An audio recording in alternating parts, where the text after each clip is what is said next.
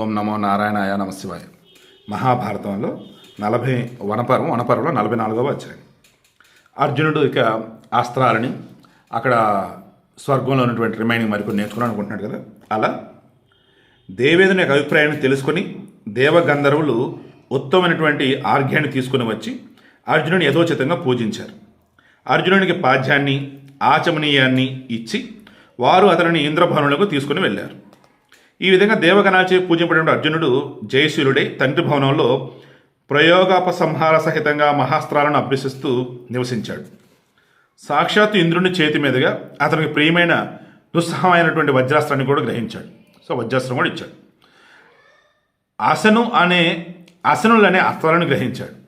వాటిని ప్రయోగిస్తే మహానాదం చేసే మేఘాలు ఆకాశంలో ఆవరిస్తాయి.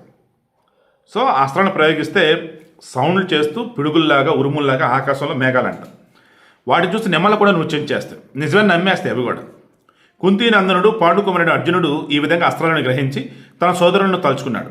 ఇంద్రుని ఆజ్ఞ వల్ల 5 సంవత్సరాలు అక్కడ సుఖంగా ఉన్నాడు. అర్జునుడు అస్త్రాలు పొందిన తర్వాత ఇంద్రుడు అదును చూసి కుంతీనందన నృత్య గీతాలను చిత్రసేను నుండి స్వీకరించని చెప్పాడు. మానవ లోకంలో లేనిదై దేవ నిర్మితమైనటువంటి ఆ వాజికలను నీవు సంపాదించు, దానివల్ల నీకు శ్రేయస్సు కలుగుతుంది అన్నాడు. అంటే మేబీ నేను అనుకోవడం బృహన్నల క్యారెక్టర్ వేస్తాడు కదా అజ్ఞాతవాసంలో, అప్పుడు ఇది ఉపయోగపడింది అనుకుంటున్నా. ఆ రీతిగా చెప్పి ఇంద్రుడు చిత్రసేనుని అతనికి స్నేహితుడిగా ఇచ్చాడు. పాదుడు అతనితో కలిసి ఎటువంటి చింత లేకుండా ఆనందంగా ఉన్నాడు. చిత్రసేనుడు మళ్ళీ గీతవాద్య నృత్యాలను నేర్పినప్పటికీ తపస్వైనటువంటి అర్జునుడు జోదం వల్ల జరిగిన అవమానాన్ని స్మరించి కొంచెం కూడా శాంతిని పొందలేకపోయాడు. దుశ్శాసన శకునులను చంపడానికి అసహనంతో ఉన్న చిత్రసేనుని అనుపమాన ప్రీతికి పాత్రుడై గంధర్వ సంబంధమైన నృత్య గీత వాద్యాలను నేర్చుకున్నాడు. శత్రువీరులను చంపినట్టు మహావీరుడు అర్జునుడు నృత్య సంబంధమైన అనేక విశేషాలను కూడా నేర్చుకున్నాడు. వాద్య గీతములకు సంబంధించిన అన్ని విశేషాలను నేర్చుకున్నాడు. అయినప్పటికీ తన సోదరులను తల్లి కుంతిని స్మరిస్తూ శాంతిని పొందలేకపోయాడు. ఒకసారి అర్జునుని కళ్ళు ఊరసుపై లగ్నం కావడం గమనించిన ఇంద్రుడు మొదట్లోనే ఏకాంతంలో చిత్రసేనుడితో ఇలా చెప్పాడు. గంధర్వరాజా, నీవు ఈరోజు అప్సరలో శ్రేష్ఠులైనటువంటి ఊరసు వద్దకు వెళ్ళు. ఆమె అర్జునుని సేవించుటకు వెళ్ళమని చెప్పు. అస్త్ర విద్యను నేర్చుకున్న తర్వాత నా ఆజ్ఞచే నీవు అర్జునుడికి సంగీత విద్యను నేర్పావు. అదేవిధంగా నీవు అతన్ని స్త్రీ సాంగత్యంలో నిపుణుడిగా చేయాలి. చిత్రసేనుడు అలాగని అతను అర్జునుడిని తీసుకొని అప్సరసలో శ్రేష్ఠులైనటువంటి ఊర్వశి దగ్గరికి వెళ్ళాడు. ఆమెను చూసి మిక్కిలి ప్రసన్నుడయ్యాడు. ఊర్వశి చిత్రసేన రాకను గుర్తించి స్వాగతపూర్వకంగా అతనిని సత్కరించింది. అతడు సుఖాసీనుడైనటువంటి ఆమెకు చిరునవ్వుతో ఇలా చెప్పాడు. సుందరి, ఈ విషయం నీకు తెలిసే ఉంటుంది. ఈ స్వర్గానికి ఏకఛత్రధిపతి ఇంద్రుడు నీ అనుగ్రహాన్ని కోరి నన్ను పంపగా అతని ఆజ్ఞపై నేను ఇక్కడికి వచ్చాను అన్నాడు. మహావీరుని అర్జునుడు ఈ స్వర్గానికి వచ్చాడు. నీకు అతను తెలిసే ఉంటాడు. అతడు దేవతలలోనూ మనుషులలోనూ సహజ సద్గుణాల చేత, శోభ చేత, నడవడి చేత, రూపం చేత, నియమాచరణ చేత, ఇంద్రియ నిగ్రహం చేతను మికిలి ప్రసిద్ధుడు. బలపరాక్రమాల చేత విఖ్యాతుడు. అతడు అందరికీ ఇష్టడు.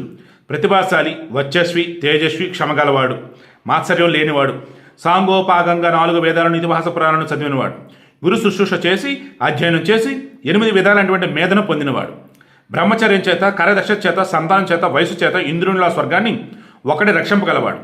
అతడు గొప్పలు చెప్పుకోడు, ఇతరులను గౌరవిస్తాడు, స్థూలంలో సూక్ష్మాన్ని కూడా త్వరగా గ్రహింపగలడు, ప్రియంగా మాట్లాడతాడు, వివిధమైనటువంటి అన్నపానాదులచే స్నేహితులను తృప్తిపరుస్తాడు, సత్యం పలుకుతాడు, అందరిచే పూజింపబడినవాడు, మంచి వక్త, అందమైన వాడు, అహంకారం లేనివాడు, తనకు విధేయులైన వారి పట్ల జాలి కలవాడు, అందరిచే కోరబడేవాడు, ప్రియుడు, యుద్ధున స్థిరంగా ఉండే వీరుడు, కోరదగిన గుణగణాల చేత మహేంద్ర వరుణులు సమానమైనవాడు. అటువంటి అర్జునుడు స్వర్గానికి వచ్చాడు. నీకు తెలిసే ఉంటుంది.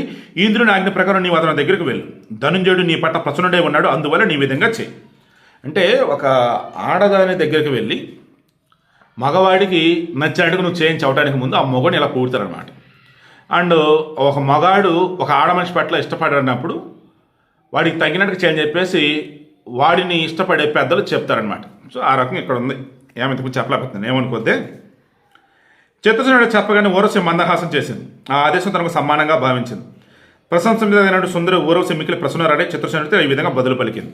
గంధర్వరాజా, నీవు అర్జునుడి గురించి చెప్పిన గుణవర్ణనం అంతా సత్యమైందే. నేను ఇతరుల ద్వారా అతని గుణగణాలు విని అతని పట్ల కామమోహితురాలని అయ్యాను. అందువల్ల ఇతరుని కాక ఇంకెవరిని వరిస్తాను? ఒరే అమ్మాయి కూడా, నేను ఆల్రెడీ అర్జున్ గురించి మొత్తం విన్నాను రా బాబు, అవకాశం ఎప్పుడైనా ఎదురు చూస్తాను రా నాయన, I'm ready to mingle with him అన్నట్టు చెప్పాను. మహేంద్రుని ఆజ్ఞ చేత, నీ ప్రీతిపూర్వకమైన మాటల చేత, అర్జునుని సద్గుణ సమూహం చేత నాకు అతని పట్ల కామభావం కలిగింది. అందువల్ల ఇక నీ వెళ్ళు, నేను స్వేచ్ఛగా సుఖంగా అతని దగ్గరికి వస్తానని చెప్పేశాను. మరి అర్జునుడు ఆమెని యాక్సెప్ట్ చేస్తాడా లేదా? కోరి వచ్చిన ఆడదాన్ని ఒక మగాడు రిజెక్ట్ చేస్తే ఏం జరిగింది రేపు డిస్కస్ చేద్దాం.